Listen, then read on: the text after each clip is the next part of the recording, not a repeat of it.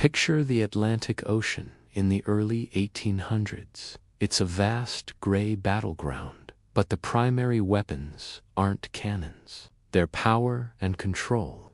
On one side, you have the colossal British Empire, a global superpower. On the other, its eternal rival, France, led by Napoleon Bonaparte.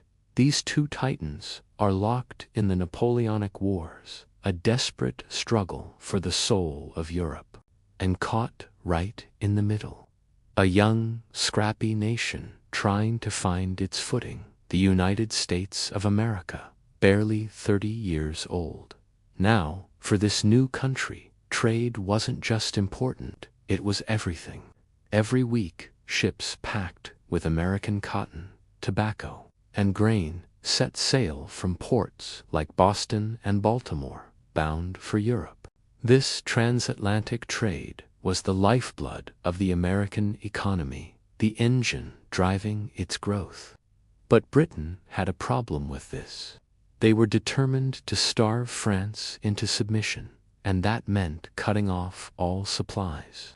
They believed that by crippling France's economy, they could win the war. So, Britain made a decision that would send shockwaves across the ocean. Its mighty Royal Navy began to intercept American merchant ships on the high seas.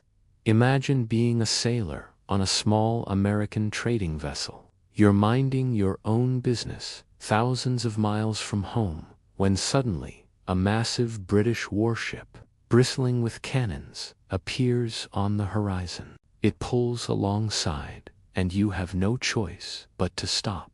British officers would then board your ship. They'd storm the deck, searching every crate, every barrel, every corner of the hold. If they even suspected your cargo was destined for France, they seized it. Just like that, your entire livelihood gone. It was legalized piracy on a grand scale. Let me paint a clearer picture. One foggy morning, a merchant ship out of New York, its hold filled with valuable southern cotton, finds itself staring down the cannons of a British warship. Before the American crew can even process what's happening, British sailors swarm their deck. They rip open crates, inspect the cargo, and then they do something even worse.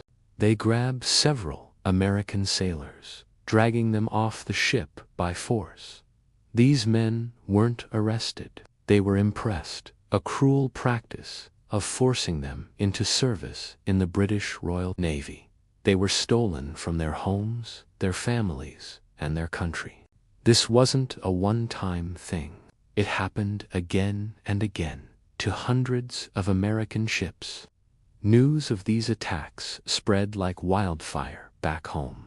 The ports of Boston, Charleston, Philadelphia, and Baltimore were buzzing with a toxic mix of anger and fear. Families waited for husbands, sons, and brothers who would never return.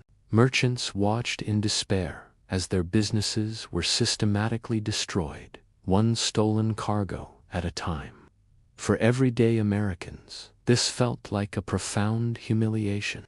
It was as if Britain still saw them as a rebellious colony, not a sovereign nation. The stars and stripes, their new flag, seemed to mean nothing on the open ocean. The sense of disrespect was infuriating. Every single day, the reports landed on President James Madison's desk in Washington. Each one told the same story. Our ship was seized. Our cargo was stolen. Our sailors have been taken. The pressure was immense. The American economy, so reliant on that ocean trade, began to fracture. Warehouses filled with goods that couldn't be sold, and unemployment in port cities skyrocketed. Meanwhile, a new voice was rising in Congress, a group of young, fiery politicians from the South and West who came to be known as the War Hawks. They were furious. They argued that Britain was trampling on American sovereignty and that the nation's honor was at stake. For them, this wasn't just about trade. It was about respect. They passionately declared that the United States had to stand up and fight back. Some even had their eyes on British-controlled Canada, believing an invasion would be the perfect way to force Britain to change its policies. The question echoed from the halls of Congress to the streets of every American town. Are we going to let the British Empire push us around again? Are we truly an independent nation, or are we still just a colony in their eyes? The pride of the young republic was on the line. The patience of the American people was wearing thin. Finally, the breaking point came. On June 18, 1812, history turned a page. Inside the newly built Capitol building, President James Madison, after weighing the relentless provocations and the growing public outcry, put his signature on a declaration. For the very first time since its birth, the United States of America officially declared war on another nation, its target, the most powerful empire on the planet, Great Britain. And it all started not with an invasion or a land dispute, but with what happened on the vast, lonely stretches of the Atlantic. It began with British warships blockading American trade, with stolen goods and stolen men. It was this constant interference on the high seas that lit the fuse for the conflict we now call the War of 1812. This war would go on to define America's identity in incredible ways. It would give us the Star-Spangled Banner, the heroics of Andrew Jackson at New Orleans, and a renewed sense of national unity. But it's crucial to remember that it all began with the simple, desperate need to trade freely and to be respected as an independent country. Thank you so much for watching.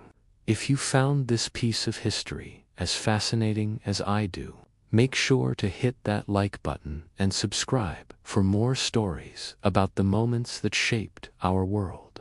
Let me know in the comments what other historical events you'd like to see covered. See you next time.